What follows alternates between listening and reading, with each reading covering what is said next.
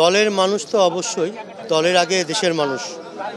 এবং আমরা সেই মানুষটার জন্য এসেছি যে মানুষটা বিগত 17 বছরে এই দেশের মানুষের জন্য, দেশের মাটির জন্য নিজের বাচ্চা থেকে ত্যাগ করে আমাদের জন্য এই দেশে থেকে গেছে। এই জন্য আমরা এখানে আজকে সেই হক আদায় করতে এসেছি, সেই ভালোবাসার জায়গা থেকে এসেছি যে না, উনি আমাদের জন্য এই লড়াই করে গেছে। দলের মানুষ তো দলের জন্য আসবে, এটি স্বাভাবিক। দলের বাইরেও কিন্তু এখানে কিন্তু সবাই দলের মানুষ না, কিন্তু অনেক সাধারণ জনগণ আছে, হাজার হাজার সাধারণ জনগণ দাঁড়িয়ে আছে, গতকাল রাত থেকে দাঁড়িয়ে আছে, আমার সাথে দাঁড়িয়ে আছে, আমি দেখেছি।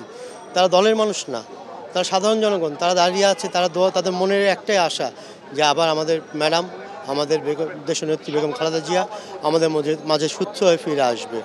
এই আশায় আমরা এখানে দাঁড়িয়ে আছি ভাইয়া। দেশবাসীর কাছে এই মুহূর্তে একটাই চাওয়া, সবাই সবার নিজস্ব জায়গায়, নিজস্ব স্থানে যেখানে আছেন আপনারা সেখানে অবস্থান রেখেই দুই হাত আল্লাহর দরবারে বা যে ধর্মে বিশ্বাসী সে তার প্রভুর কাছে তার দুই হাত উপরে তুলে আমার ম্যাডামের জন্য, আমাদের ম্যাডামের জন্য, আমাদের দেশনেত্রী বেগম খালেদার জন্য ওনার প্রাণ ভিক্ষা চাইবেন, যেন উনি সুস্থ হয়ে আবার এই গণতন্ত্রের দেশে ফিরে আসতে পারে, এদেশে গণতন্ত্রকে যেন আবার ফিরিয়ে আনতে পারে।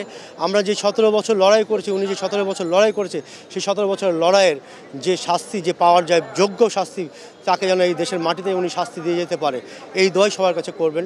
সবাই এই জন্যই দোয়া করবেন যেন ম্যাডাম আমাদের মাঝে আবার সুস্থ হয়ে দাঁড়িয়ে ফিরে আসতে পারে, এটুকুই।